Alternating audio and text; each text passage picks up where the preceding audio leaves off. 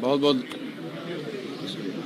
बहुत धन्यवाद अफाक साहब, जिला अध्यक्ष और जिला के सारे वरीय सहयोगी जो आज सुबह से यहाँ आए हैं मेरे से मिलने। मैं सबका धन्यवाद कर रहा हूँ। आप सभी पत्रकार साथियों का भी इस सभागृह में स्वागत, अभिनंदन कि आप लोग इस बरसात में समय निकाल कर आए हैं।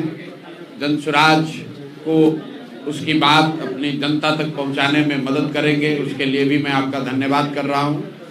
जैसा कि आपको पता है कि पिछले करीब 50 दिनों से बिहार बदलाव यात्रा के तौर पर पूरे बिहार में हम लोग जाकर विधानसभा और प्रखंडों के स्तर पर बैठकें कर रहे हैं। ये क्यों किया जा रहा है? ये इसलिए किया जा रहा है कि आज से 2.5 बरस पहले जब मैंने आप ही के जिले पश्चिम चंपारण के बितिहरवा से पैदल चलना शुरू किया, तब करीब 2.5 बरस पैदल चल के हम लोगों ने जनसुराज के विचार, इसकी परिकल्पना, इस प्रयास के बारे में समाज को बताया। ये बताया कि बिहार में जो गरीबी है, जो अशिक्षा है, जो भ्रष्टाचार है, जो पलायन है, इन मुद्दों को समाज के लोग कैसे एक साथ आकर गांधी और बाबा साहब के आदर्शों पर चलकर कैसे वो इससे एक रास्ता निकाल सकते हैं। सिर्फ बिहार की समस्याओं को नहीं देखा, उस समस्या से निकलने का एक रास्ता भी समाज को बताने का प्रयास किया गया। उसी प्रयास का नतीजा है कि करीब करीब 5500 गांव में मैं खुद गया, पैदल चल कर गया, और उसके बाद 2.5 बरस में करीब 1 करोड़ लोगों ने ये तय किया कि बिहार में एक बेहतर और सशक्त ईमानदार विकल्प की जरूरत है। और 2 अक्टूबर 2024 को सबने मिलकर एक दल बनाया जिसका नाम आप और हम जनसुराज के तौर पर जानते हैं। 2 अक्टूबर 2024 के बाद से करीब करीब 6 महीने हम लोगों ने उस दल का संगठनात्मक स्वरूप बनाने में लगाया है।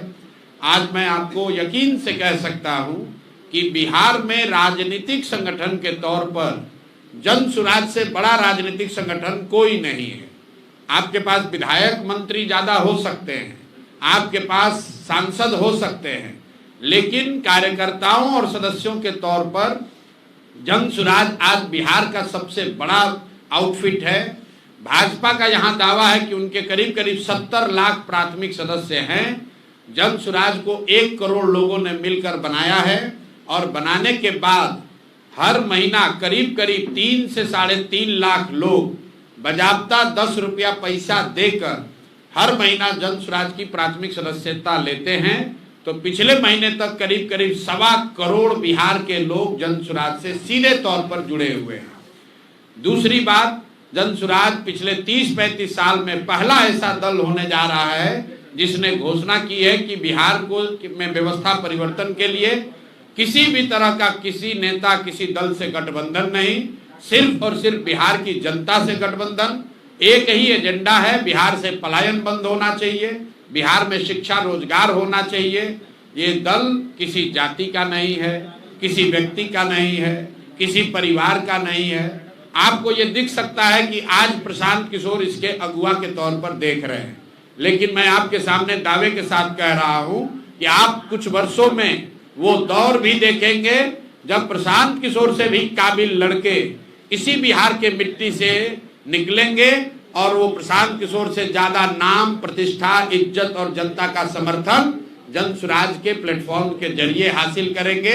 यही जनसुराज का उद्देश्य है। बिहार में व्यवस्था परिवर्तन हो, लेकिन वो परिवर्तन किसी परिवार के द्वारा नहीं, किसी जाति, किसी व्यक्ति विशेष के द्वारा नहीं, बिहार के हर उस व्यक्ति के सामूहिक प्रयास से हो जो बिहार में एक नई राजनीतिक व्यवस्था चाहता है, जो ये चाहता है कि आने वाली पीढ़ियों को कोई बिहारी कह के गाली न दे।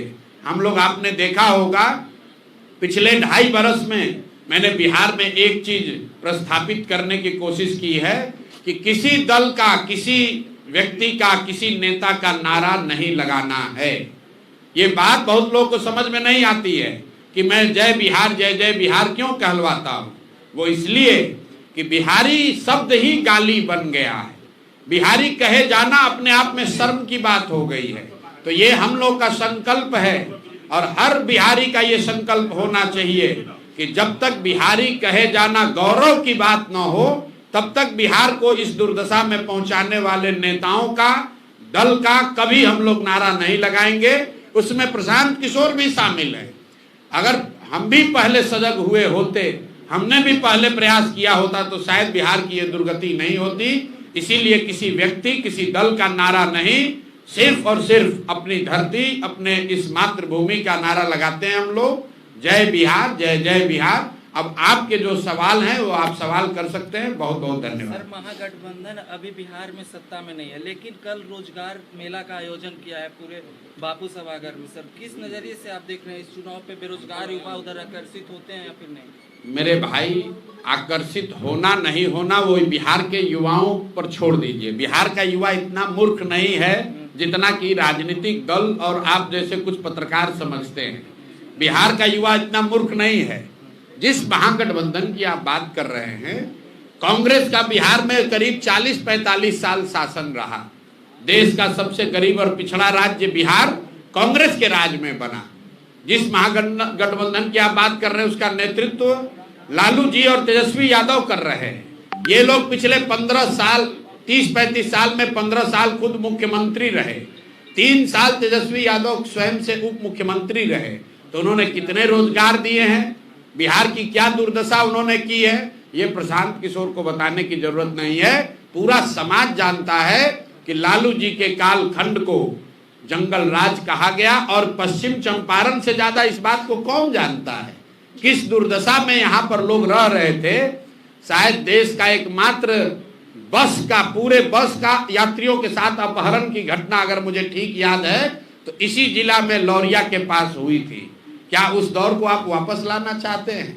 ये रोजगार मेला और कलम बांटना, किसी ने कहा कि तेजस्वी यादव कलम बांट रहे, तो हमने कहा भाई तेजस्वी यादव कलम वाले नहीं, कट्टा वाले नेता हैं। जब तेजस्वी यादव और राजद की सरकार थी तो बिहार की पहचान कट्टा बनाने वाले राज्य के तौर पर होती है थी। अब क्यों कलम बांट रहे हैं हम आपको बता देते हैं। कोई जब आप सुनते हैं कहानी, शेर बूढ़ा हो जाता है, शिकार करने की क्षमता खत्म हो जाती है, तो सुने न सोना का कंगन दिखाता था। उसी तरह तेजस्वी यादव जैसे लोग कलम दिखाकर लोगों को भ्रमित करना चाहते हैं ताकि आप फंसिए। जिस दिन आपको फंसाकर सत्ता में आया तो अब उसका कैरेक्टर, चरित्र नहीं बदला है, फिर आकर आपको खाएगा ही खाएगा। फिर यहाँ आकर रंगदारी, अपहरण, भ्रष्टाचार ही करेगा और जनता अब उसमें फंसने वाली नहीं है। सर, मेरा 2 सवाल है। मुख्यमंत्री के द्वारा बढ़ाया गया जी, बहुत उसका बिल्कुल स्वागत करते हैं। आ रहे हैं, उस पे आ रहे हैं। वृद्धा पेंशन बढ़ के 1100 हुआ है, इसका स्वागत करते हैं। लेकिन आपको ये समझने की बात है कि 20 बरस से नीतीश कुमार मुख्यमंत्री हैं। उन्होंने 400 के पेंशन को कभी बढ़ाकर 410 रुपया नहीं किया। लेकिन 3 बरस ये जन सुराज का प्रयास है। प्रशांत किशोर की ताकत नहीं है, लोगों की ताकत है। जब ये दिखा जन सत्ता के सत्ताधारियों को कि एक नया विकल्प आ रहा है जो ये बात कर रहा है कि 400 रुपया तो भीख से भी बदतर है, आज के जमाने में भीख से भी बदतर है, और जन सुराज की अगर व्यवस्था बनेगी तो 2000 रुपया किया जाएगा। उसके बाद राजद ने घोषणा की कि हम लोग आएंगे तो 1500 करेंगे। और नीतीश कुमार और एनडीए की सरकार इतना घबराई है, भाजपाई और जदयू, इन्होंने घबराहट में 1100 किया है। लेकिन ये बहुत अच्छी बात है, श्रेय किसी को मिले, लोगों का फायदा होना चाहिए। हम लोग के लिए सबसे बड़ी बात क्या है, बिना कोई एक चुनाव लड़े हुए बिहार के लाखों लोगों का पेंशन अगर हम लोग बढ़वा के 400 से 1100 कर दिए, यही तो राजनीति है। हम लोग रोज बताते हैं कि हमारे लिए राजनीति सिर्फ एमएलए एमपी बनना नहीं है। हम लोग यहाँ पर चुनाव लड़ने जीतने सिर्फ नहीं आए हैं। चुनाव राजनीति का एक छोटा पहलू है।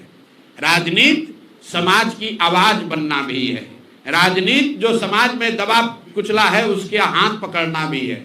राजनीति उन व्यक्तियों की मदद करना भी है जिनको समाज ने पीछे छोड़ दिया है।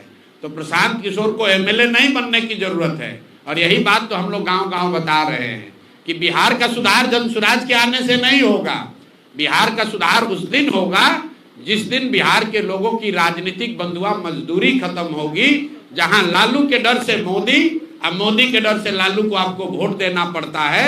जिस दिन वो बंधुआ मजदूरी खत्म हुई कि बिहार में सुधार होगा ही होगा।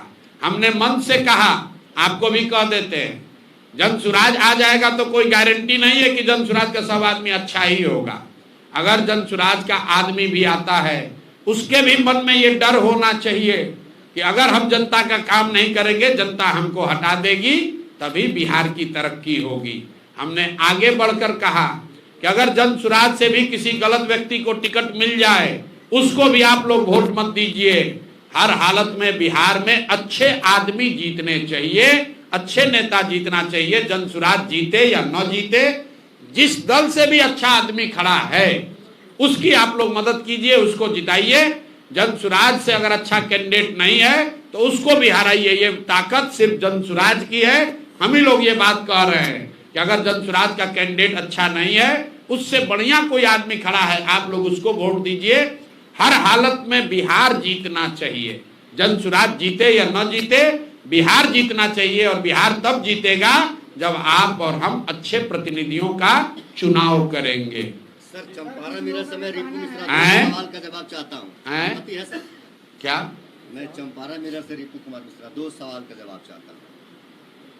आप कहते हैं तेजस्वी यादव 9वीं फेल हैं, उनको मुख्यमंत्री बनने की काबिलियत उनमें नहीं है। दूसरी बात मैंने नहीं कही, ये आपका शब्द है। कुछ बुद्धिजीवियों से मेरी बात हुई, उन्होंने कहा कि विधानसभा में विधि का निर्माण होता है, वहाँ किसी IAS, IPS, किसी कलाकार, इंजीनियर, यूट्यूबर्स की जरूरत नहीं है, वहाँ विधि ग्रेजुएट लोगों की जरूरत है। बेहतर विधि का निर्माण होना चाहिए। देखिए, ऐसा है, आप तो पहले इस बात को समझ ही नहीं रहे हैं कि 9वां पास होने और नहीं होने की बात क्यों कही जा रही है।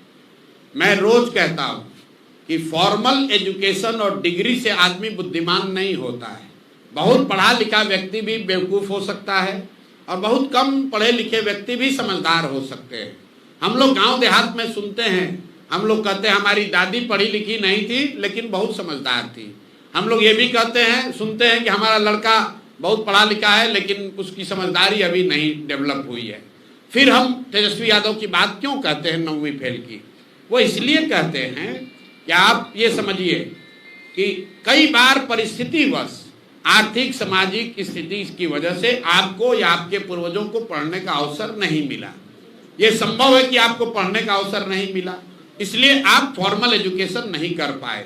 लेकिन आप जब मुख्यमंत्री के लड़के हैं, माँ बाप दोनों मुख्यमंत्री हैं, आपका एडमिशन किसी बैरिया और लौरिया के सरकारी स्कूल में नहीं, दिल्ली के RK पुरम में पैसा देकर लालू जी ने अपने बच्चे का एडमिशन कराया और वहां से आप 9वीं पास नहीं कर सके, तो ये दिखाता है कि आप विद्यार्थी के तौर पर कितने सजग थे। कुछ लोगों का ये कहना है, तेजस्वी जी ने ये कहा कि भाई हम तो क्रिकेट खेलते थे, तो चलिए उन्हीं की बात मान लीजिए। हालांकि लालू जी ने खुद कहा, लोकसभा में कहा, जाकर देख लीजिए कि हम तो सोचते थे कि हमारा लड़का क्रिकेट खेलता है, वो तो तौली लेके दौड़ रहा है, पानी लेके दौड़ रहा है।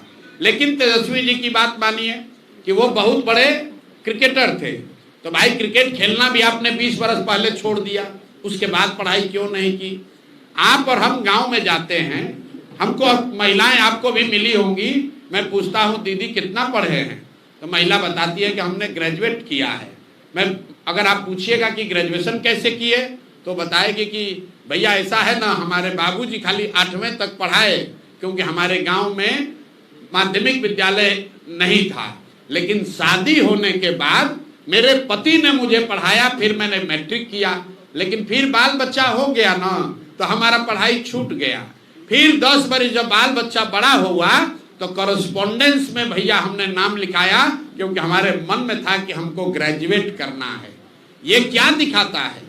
ये उस महिला का शिक्षा के प्रति सम्मान दिखाता है। ये दिखाता है कि वो जानती है कि बिना सरस्वती के कृपा के जीवन में कुछ हासिल नहीं हो सकता है। और जब आप 9वीं फेल है, बाप और माँ आपके मुख्यमंत्री हैं और आपने जीवन में पढ़ने का प्रयास नहीं किया, ये दिखाता है कि शिक्षा के प्रति आपकी सोच क्या है, आपका नजरिया क्या है। और वो बिहार के जैसे राज्य के लिए घातक है, क्योंकि बिहार का अगर तरक्की होना है अगर बिहार को इसका गौरवशाली इतिहास वापस आना है तो ध्यान रखिए, बिहार कभी सीमेंट फैक्ट्री बनाने का केंद्र नहीं बन सकता है। बिहार छड़ बनाकर ज्ञान की भूमि नहीं बन सकता है। बिहार का गौरवशाली इतिहास तभी वापस आएगा जब फिर से यहाँ इसको ज्ञान की भूमि बनाई जाएगी। यहाँ बुद्ध को ज्ञान मिला, यहाँ राम जी आए पढ़ने, यहाँ से जैन धर्म की शुरुआत हुई, यहीं पर चाणक्य और चंद्रगुप्त हुए। ये सब ज्ञान के द्योतक हैं। यहाँ हम लोग नालंदा विश्वविद्यालय की बात करते हैं, हम लोग विक्रमशिला की बात करते हैं। हम लोग ये नहीं कहते हैं कि हम लोग का बिहार का बहुत गौरव था, यहाँ सीमेंट बनाने का फैक्ट्री था। सीमेंट और चीनी का फैक्ट्री भी लगेगा, लेकिन बिहार का असली गौरव तब हासिल होगा जब बिहार को फिर से ज्ञान की भूमि बनाई जाएगी। हर गांव में देश का सबसे अच्छा विद्यालय बने, यहाँ पर देश के सबसे अच्छे यूनिवर्सिटी बने, मेडिकल कॉलेज बने, इंजीनियरिंग कॉलेज बने। ये हम लोग का सपना है। इसलिए हम लोग कहते हैं कि कोई 9वीं फेल आदमी जिसका शिक्षा के प्रति कोई नजरिया नहीं है, कोई सम्मान नहीं है, वो बिहार का भला नहीं कर सकता है। प्रधानमंत्री मोदी जी का आगमन हुआ था, राजनीतिक सभाएं शुरू हो गई है जी, सभा के दिन स्कूल को बंद कर दिया जा रहा है, इसको लेकर अब मेरे भाई आपने प्रश्न में ही बता दिया कि जिस दिन आप सभा करने आए हैं उस दिन बच्चों को आप उनका क्लास बंद करा रहे हैं। देखिए, मैं अभी कुछ दिनों से बता रहा हूं, जितने आप लोग पढ़े लिखे समझदार लोग हैं बिहार में, आप जरा देखिए कि मोदी जी देश के प्रधानमंत्री हैं, वो गुजरात के भी प्रधानमंत्री हैं और वो बिहार के भी प्रधानमंत्री हैं। आप लोग से मेरा आग्रह है कि आप मोदी जी का भाषण गुजरात में सुनिए। गुजरात में मोदी जी जाते हैं तो वो बताते हैं कि जब 75 साल का गुजरात होगा तो वो कैसा दिखेगा, वहाँ शिक्षा कैसी होगी, वहाँ उद्योग कैसा होगा, वहाँ कृषि कैसी होगी। इसकी प्लानिंग, इसकी योजना अभी से बननी चाहिए। जब मोदी जी गुजरात जाते हैं तो बताते हैं कि सौर ऊर्जा का सबसे बड़ा केंद्र भी गुजरात में बनेगा। वहाँ पर वो गिफ्ट सिटी की बात करते हैं, वहाँ पर वो इन्वेस्टमेंट समिट की बात करते हैं, वहाँ पर वो बता रहे हैं कि कैसे पूरे देश को गुजरात देने वाला राज्य बनेगा। और जब बिहार आते हैं तो वही मोदी जी क्या बात करते हैं, भैया हम लोग आपको 4 किलो अनाज दे रहे हैं, ये मोदी की गारंटी है। उन्होंने बताया हम एक नया ट्रेन चालू कर रहे हैं ताकि श्रमिक परिवार के बच्चे यहाँ से गुजरात आराम से जा सकें। ये देखिए कितना बड़ा आपके हमारे मुंह पर चमाटा है। और आप लोग भी लिख रहे हैं कि मोदी जी की नई सौगात, नया वंदे भारत ट्रेन खुलेगा, ट्रेन में 2 नई बोगी लगाई जाएगी। अरे बाप रे, मतलब आप समझिए मोदी जी आपके मुंह पर कह रहे हैं कि तुम्हारे बच्चे कभी बिहार में फैक्ट्री नौकरी रोजगार नहीं करेंगे, वो जीवन भर यहाँ से ट्रेन में जानवरों की तरह बैठकर गुजरात जाएंगे नौकरी करने। तो गुजरात का आदमी बनेगा फैक्ट्री का मालिक और बिहार का बच्चे बनेंगे फैक्ट्री में मजदूर, और मजदूरी करने के लिए आपको ट्रेन और बस दिया जाएगा और आप और हम उस पर ताली बजा रहे हैं। मोदी जी का भाषण सुनिए। उन्होंने कहा रेल मंत्री ने बहुत बड़ी घोषणा की है। आप सोचिएगा क्या घोषणा हो रहा है। तो मोदी जी ने कहा कि अब से अनारक्षित अनरिजर्व 2 बोगी एक्स्ट्रा लगेगा ट्रेन में, और उसका सबसे ज्यादा लाभ बिहार के लोगों को होगा, क्योंकि बिहार का आदमी अंतिम समय में भी लटक कर चला जाएगा। ये मोदी जी के शब्द है। आप बताइए हम लोग का औकात क्या है। गुजरात का आदमी चलेगा 1 लाख करोड़ के बुलेट ट्रेन पर, आप बिहार के आदमी को कह रहे हो कि पहले से जो ट्रेन चल रही है उसमें 2 गो अनरिजर्व बोगी लगेगा। ये आपके लिए सौगात है और आप और हम इसकी चर्चा कर रहे हैं। आप बताइए 4 किलो अनाज पूरा देश में हम ही लोग को मिल रहा है। भाई 80 करोड़ लोगों को 5 किलो अनाज देने की योजना चल रही है, लेकिन मोदी जी का भाषण हमको आप सुनाइए। मैं चुनौती दे रहा हूं, कभी गुजरात में मोदी जी ने अगर ये कहा हो कि तुमको 5 किलो अनाज दे रहे हैं इसलिए वोट दो, लेकिन बिहार में आकर मोदी जी कहते हैं कि आपको 5 किलो अनाज मिल रहा है। बिहार में आते कहते हैं कुर्मी मेरा परिवार है, कुशवाहा मेरा परिवार है, यादव मेरा परिवार है, पंडित मेरा परिवार है। कौन जातिवाद फैला रहा है। आप कह रहे हो कि लालू यादव जातिवाद कर रहे हैं, लालू यादव अकेले कर रहे हैं। आप भी तो आकर आप जाके देखिए काराकाट में मोदी जी का भाषण क्या बता रहे। हमने डाला है फेसबुक पर कि मेरा पासवान समाज है, मेरा तेली समाज है, मेरा कुशवाहा समाज है, मेरा पंडित समाज मेरा परिवार है। अरे वाह, यही प्रधानमंत्री का काम है कि आप आकर यहाँ जातियों को बता रहे हैं कि कौन आपका परिवार है, कौन आपका रिश्तेदार है। अरे भाई, बिहार ये भी तो बताओ कि बिहार के लोगों को उन अपने बच्चों को पढ़ाने की सुविधा कब मिलेगी। कुछ बीजेपी का समर्थक कहता है कि शिक्षा राज्य की जिम्मेवारी है। अगर शिक्षा राज्य की जिम्मेवारी है तो मोदी जी गुजरात में जाकर क्यों ये बात कह रहे हैं कि कैसे हम लोग 5G इनेबल्ड स्कूल बना रहे हैं। गुजरात में जाकर क्यों बात कर रहे हैं कि 1 लाख वहां शिक्षक और विद्यार्थी अब ऑनलाइन अपना अटेंडेंस जमा करा रहे हैं। वहां के लिए भी तो शिक्षा राज्य सरकार की बात है। तो ये गलती मोदी जी की नहीं है, ये गलती चंपारण के लोगों की है, बिहार के लोगों की है, आपकी और हमारी है। हम लोगों ने अपना भाव इतना गिरा लिया है कि कोई नेता आता है कहता है 4 किलो अनाज दे रहे हैं, हम लोग उसी पर वोट दिए जा रहे हैं। इसीलिए ये दुर्दशा है। मोदी जी जहां आए मोतिहारी में, उन्होंने बताया कि चीनी मिल कब चालू होगा, उन्होंने बताया कि चंपारण के दशा कब सुधरेगी, कुछ नहीं। उन्होंने बताया कि चंपारण में नदियों का कटाव का मामला कब ठीक होगा। पश्चिमी चंपारण में सबसे ज्यादा विषय है नदियों का कटाव का। गंडक के वजह से कितने गांव, कितने पंचायत डूबे हुए हैं, हर साल डूबते हैं। बाढ़ आता है, नदियां गांव का गांव बहा कर लेकर चली जाती हैं। आप चलिए, लोग कहता है यहाँ जात का राजनीति होता है। आप चलिए हमारे साथ जोगापट्टी, आप चलिए चौमुखा, यहाँ का सबसे बड़ा गांव है, आप में से कुछ लोग जानते होंगे। 20,000 से ज्यादा यादव समाज के लोग वहां रहते हैं। और आज पिछले 2 दशकों से नदियों के कटाव, गंडक के कटाव की वजह से चौमुखा के लोग सड़कों के किनारे रह रहे हैं। उनको पूछने आज तक कोई नहीं आया, ना कोई यादव आया, ना कोई कुशवाहा आया, ना कोई ब्राह्मण आया, ना कोई भाजपा आया, ना राजद आया। मेरे भाई, जात की राजनीति नेता नहीं कर रहा है। जात में आप और हम उलझे हैं। नेता तो अपनी राजनीति कर रहा है, अपने बच्चों की राजनीति कर रहा है। इसीलिए जन सुराज कह रहा है कि मेरे भाई, एक बार अपने बच्चों की चिंता करो, नहीं करोगे तो इन्हीं दलों के लड़ाई में लड़के मर जाओगे। तुम्हारे बच्चों को भी मजदूरी करनी पड़ेगी, बिहार को का सुधार नहीं होगा। यही बात हम लोग सबको बता रहे हैं।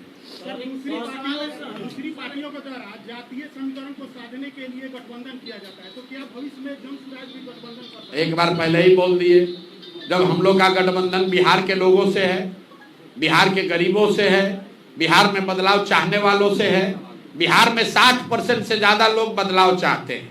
वो किसी जाति के हों, किसी धर्म के हों, किसी दल के हों, किसी क्षेत्र के रहने वाले हों। तो आप बताइए कि 60% से ज्यादा किसकी आबादी है। तो हम लोग का जब गठबंधन हो गया 60% उन लोगों से जो कि बिहार में बदलाव चाहता है, तो हम 60% छोड़कर किसी जाति विशेष से क्यों गठबंधन करेंगे? सर युवाओं को पार्टी में मतलब सर युवा लोगों को जब टिकट का बात आता है तो किसी भी पार्टी में 5% युवा को भी टिकट नहीं मिल पाता है। जबकि क्रांति का बात होता है, जन सैलाब का बात होता है, रैली का बात होता है, तो युवाओं को खड़ा करा दिया जाता है। इस बार 2025 में जन सुराज पार्टी से कितने % युवाओं को टिकट? कोई युवा का रिजर्वेशन नहीं है। बिहार में जन सुराज से काबिल लोगों को, सही लोगों को टिकट मिलेगा। वो आदमी युवा हो या बुजुर्ग हो, महिला हो या पुरुष हो। हम लोग काबिल लोगों को आगे बढ़ाना चाहते हैं। और मैं ऐसा समझता हूं कि युवाओं को यहाँ टिकट पाने के लिए रिजर्वेशन की जरूरत नहीं है। सिर्फ इस बात की जरूरत है कि पैसे और जाति के आधार पर उनके पिताजी क्या करते हैं, इस आधार पर उनके साथ डिस्क्रिमिनेशन न हो। क्योंकि बिहार में पिछले 30 वर्ष में सिर्फ और सिर्फ 1250 परिवार के लोग ही MP विधायक बने हैं। इस बात को याद रखिए। सभी दलों में 30 वर्ष में जो भी विधायक बना, मंत्री बना, सांसद बना, वो सिर्फ 1250 परिवार के लोग ही बने हैं। हम लोग को लगता है कि खाली लालू जी का एक परिवारवाद है, ऐसी बात नहीं है। हर जगह परिवारवाद है। हर क्षेत्र में 4-5 परिवार हैं, वही घूम फिर के राजनीति करते हैं, उन्हीं के बच्चे सांसद विधायक बनते हैं। उसी को तोड़ने के अभियान का नाम है जन सुराज। क्योंकि यहाँ पर आपके बाबूजी विधायक हैं कि नहीं, इसका कोई चिंता नहीं है। आपके पास पैसा कितना है, इसकी चिंता नहीं है। लेकिन अगर बिहार को सुधारने का जज्बा है, काबिलियत है, तो आपको जन स्वराज में जगह मिलेगी और जन स्वराज आपकी मदद भी करेगा। इसीलिए आप देख रहे हैं कि इतनी बड़ी संख्या में लोग जन स्वराज से जुड़ रहे हैं। क्या परिभाषा है? जन स्वराज से इतनी बड़ी संख्या में लोग जुड़ रहे हैं, वो टिकट की अपेक्षाएं पे जुड़ रहे हैं जी। तो अभी तक जन स्वराज जो है टिकट का कोई क्लियरेंस नहीं किया है और इतनी बड़ी संख्या में लोग जुड़ते जा रहे हैं। क्या आपको नहीं लगता है कि आगे चल के ये मतभेद पैदा कर सकते हैं? क्या मतभेद पैदा होगा? मान लीजिए कि बिहार देश में सिविल सर्विसेज का एग्जाम होता है, तो जो लोग कलेक्टर बनना चाहते हैं, जो एसपी बनना चाहता है, आईपीएस आईएएस बनना चाहता है, लाखों बच्चे देश के हैं जो तैयारी करते हैं, फॉर्म भरते हैं। उसमें जो सबसे काबिल व्यक्ति होता है वो आईएएस आईपीएस बनता है, जो काबिल नहीं होता है वो उसके नीचे का ट्राई करता है। आपसे यूपीएससी नहीं क्लियर होगा तो आप बीपीएससी ट्राई कीजिएगा, बीपीएससी नहीं क्लियर होगा तो कोई क्लर्कियल एग्जाम दीजिएगा, उससे भी नहीं होगा तो टीचर वाला में जाकर एग्जाम दीजिएगा। तो भाई सबको प्रयास करने का अवसर है, यही तो लोकतंत्र है। जो उसमें सबसे काबिल होगा वो 243 लोग विधायक लड़ेंगे, जो बच जाएंगे कल वो 1200 लोग जिला परिषद लड़ेंगे, उससे भी लोग बच जाएंगे तो 8500 मुखिया और 8500 सरपंच लड़ेंगे, उससे भी नीचे के लोग होंगे वो वार्ड सदस्य लड़ेंगे। हमने कहा है कि बिहार सिर्फ विधायक बदलने से नहीं सुधरेगा, मुख्यमंत्री मंत्री बदलने से नहीं सुधरेगा। बिहार तब सुधरेगा जब 5-7 हजार अच्छे लोग मुखिया बनेंगे, जब 20-25-50 हजार लोग अच्छे लोग वार्ड सदस्य बनेंगे। तो जन स्वराज में सबकी जगह है। कोशिश होगी कि जिसमें भी जो क्षमता है उसकी क्षमता के अनुसार और समाज में स्वीकार्यता के हिसाब से उसको वो मौका दिया जाए ताकि वो आगे बढ़कर समाज में कुछ कर सके। राजनीतिक काबिलियत की क्या परिभाषा है? राजनीतिक काबिलियत की क्या परिभाषा है? काबिलियत का परिभाषा ये है जिसके साथ जनता खड़ी है वो काबिल है। सर, माई बहन योजना का फॉर्म भरवाया जा रहा है महिलाओं से। माई बहन योजना का फॉर्म जो है महिलाओं से भरवाया जा रहा है। अच्छी बात है। तो जो महिला फार्म भर रही हैं उसको आप लोग भी बताइए कि माई बहन योजना लागू करने वाले दल जो हैं, पहले हैं तेजस्वी यादव।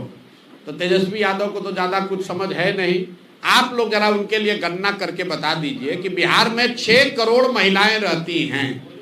अगर उसमें 1-1.5 करोड़ जो नाबालिग महिला है, बच्ची है, उसको अगर हटा भी दें, 4.5 करोड़ 5 करोड़ महिलाओं को अगर आप 2,500 रुपया हर महीना देंगे तो साल में 1,50,000 करोड़ से ज्यादा पैसा लगेगा।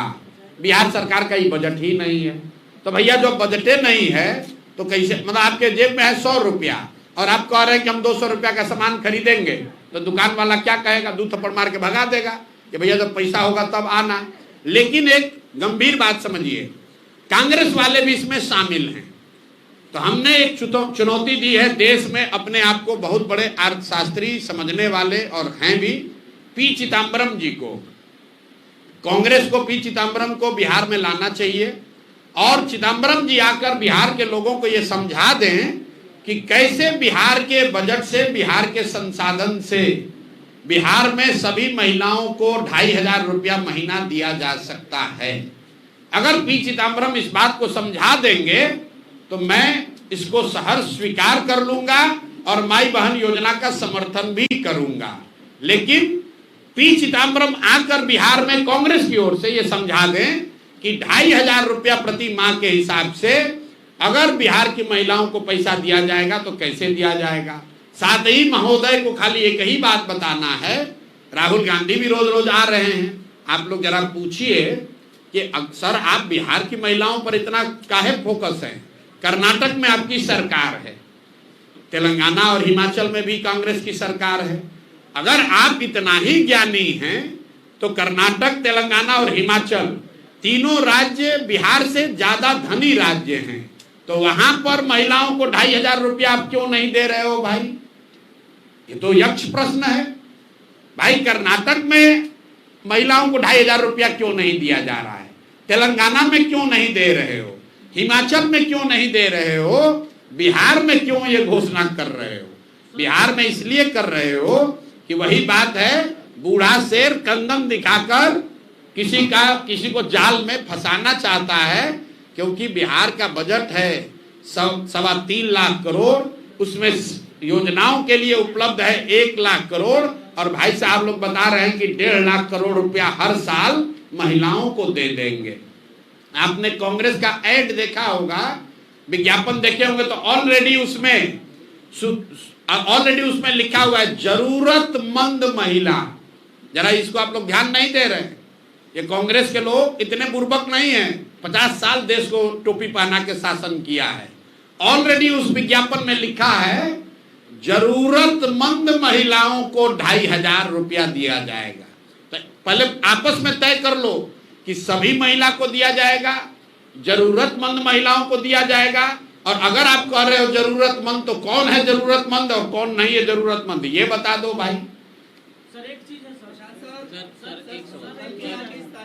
है कल के यहाँ के स्थानीय सांसद जी ने आप पर एक लंबा लेख लिखा है। कौन? श्री संजय जायसवाल जी। अच्छा। और जिसमें उन्होंने आपको कहा है कि आप राजनीतिक व्यापारी हैं, और पहली बार आप पे पर्सनल अटैक करते हुए कहा है कि आप दिन भर अच्छी बात करते हैं और रात को उदय सिंह जी के साथ बैठकर शराब पीते हैं। अरे बाप रे। अब बताइए, मतलब लोग कितने यहाँ बेवकूफ हैं कि अगर मान लीजिए कि किसी व्यक्ति के साथ बैठकर हम शराब पी रहे हैं, तो खुद ही बता रहे हैं कि हम लोग सरकार में इतने अक्षम हैं कि जानते हैं लेकिन इनको पकड़ नहीं पा रहे। कितना बेवकूफ है ये नहीं समझ पा रहा हूं मैं। अरे भाई, अपना बेवकूफी का मेडल खुद ही अपने सीने पे लगा रहे हो।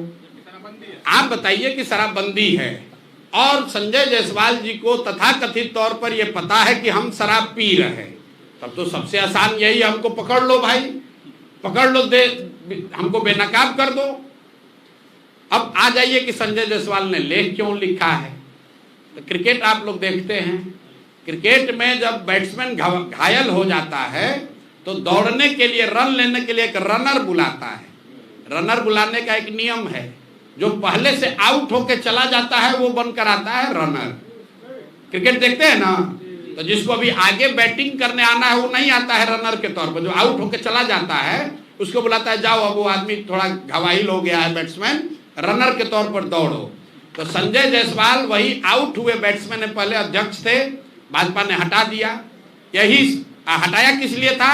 यही फेसबुक पर लेख लिखने के चक्कर में रोज लिखते थे कि हम जदयू को तोड़ने वाले हैं, तो भाजपा वाला इन्हीं को तोड़ के हटा दिया। अब इनके जो बड़े भाई हैं दिलीप जायसवाल, राजनीतिक तौर पर बड़े भाई, उन पर अभी हुई है गोलाबारी, राजनीतिक गोलाबारी। अब बेचारे आहत होकर गिरे हुए हैं, 15 दिन से उनको जवाब नहीं सूझ रहा है। ये नहीं बता रहे हैं कि सिखों के कॉलेज को किशनगंज में कब्जा किए हो कि नहीं किए हो, इसका जवाब नहीं दिया। कह रहा है ऊपर भगवान है। भगवान आपके लिए तो हमारे लिए भी है, भगवान आपके लिए है तो उसके लिए भी है जिसका कॉलेज आप कब्जा किए हैं। तो इन लोगों ने अभी तक ये नहीं बताया कि दिलीप जायसवाल ने सिखों के कॉलेज को अवैध तौर पर कब्जा किया है कि नहीं किया है। इन लोगों ने ये नहीं बताया कि जो 2 महिला प्रेस के सामने आकर कह रही है कि दिलीप जायसवाल ने हमारे बच्चे राजेश, हमारे भाई, हमारे बच्चे का कत्ल कराया है, उस पर इन्होंने जवाब नहीं दिया। तो पीछे से ही रनर बनकर उतरे हैं दिलीप जायसवाल, संजय जायसवाल। तो भैया इनको क्रिकेट का नियम मालूम है कि जब बैट्समैन आउट होगा तो रनर को भी उसके साथ पवेलियन वापस जाना पड़ेगा। तो बेकार लपेटे में आ जाएंगे, ज्यादा उछलना नहीं चाहिए। फेसबुक पर लिखना जो है वो अपने नहीं लिखते होंगे, कोई अपने असिस्टेंट से लिखवाए होंगे, इतना उनको हिंदी का ज्ञान नहीं है कि उतना लिख पाए। और ज्यादा अगर उनको परेशानी हो रही है तब बेतिया में उनके कर्म और कुकर्मों की चर्चा हम पदयात्रा होते हुए बहुत सुने हैं उनके पेट्रोल पंप के बारे में, ये भी सुने हैं कि उनका यहाँ नर्सिंग होम कैसे चलता है और क्या होता है। तो ज्यादा ना उलझें, नहीं तो दिलीप जायसवाल का तो अभी जवाब दे नहीं पा रहे हैं, अब भी उलझ जाइएगा। अभी उनको हम छोड़ रहे हैं क्योंकि रनर हैं, अगर बैटिंग करने आ जाएंगे तो इनका उपाय कायदे से किया जाएगा। ये प्रशांत किशोर है, किसी से डरता नहीं है, इनके जैसा कितने आए और कितने गए।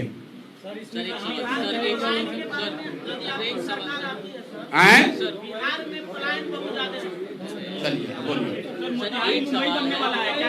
हाँ मुद्दे सुन लीजिए, ये अच्छा सवाल है। मोतिहारी मुंबई बनने वाला है। अब मोदी जी ने घोषणा की तो कैसे किया है, इसके पीछे आधार क्या है? जरा इसको ध्यान से सुनिए। मोतिहारी मुंबई बनेगा तो एम से मोतिहारी, एम से मुंबई। संथाल परगना सूरत बनेगा, एस से संथाल परगना, एस से सूरत। पटना पुणे बनेगा, पी से पटना, पी से पुणे। तो भैया तुकबंदी करने के लिए जो समझ में आया वही बोल दिया। मोतिहारी मुंबई बनेगा, पटना पुणे बनेगा, संथाल परगना सूरत बनेगा, एस से संथाल परगना, एस से सूरत, पी से पटना, पी से। तो किसी ने भाषण लिखने वाला कहा देखिए यही मिलान ठीक है, वरना पटना और पुणे का कोई लेना देना नहीं है। संथाल परगना सूरत से क्यों बनना चाहिए, वो मुंबई क्यों नहीं बनना चाहिए, ये कोई नहीं पूछ रहा है। भाई मोतिहारी मुंबई क्यों बनना चाहिए, दिल्ली जैसा क्यों नहीं बनना चाहिए, क्योटो और वाराणसी जैसा क्यों नहीं बनना चाहिए। तो यही तुकबंदी है, मोदी जी इसी के लिए जाने जाते हैं। तो एम से मोतिहारी, एम से मुंबई। अब जितने लोग हैं वो अब डी से ड्रीम अपना सपना देखते रहे, एस से सपना देखते रहे और मोदी जी को 2-4 बार और जिताते रहे। जैसे चीनी मिल चालू हो गया वैसे मुंबई बनने वाला है मोतिहारी। आप भी और हम भी जाएंगे। अब ये बताइए मुंबई के किनारे तो सागर है, सब बात तो ठीक है, यही हम भी कल से सोच रहे हैं कि मोदी जी समुद्र भी ले आएंगे क्या मोतिहारी के पास। अरे भाई उन्हीं लोग कहता है मोदी है तो मुमकिन है, तो ये भी संभव है कि मोदी जी समुद्र उठा कर ले आए मोतिहारी के पास और हम लोग वहां पर बीच पर घूमेंगे, बड़ा बढ़िया लगेगा। भाई जल्दी कीजिए, हम लोग भी चाहते हैं, वो हो जाएगा तो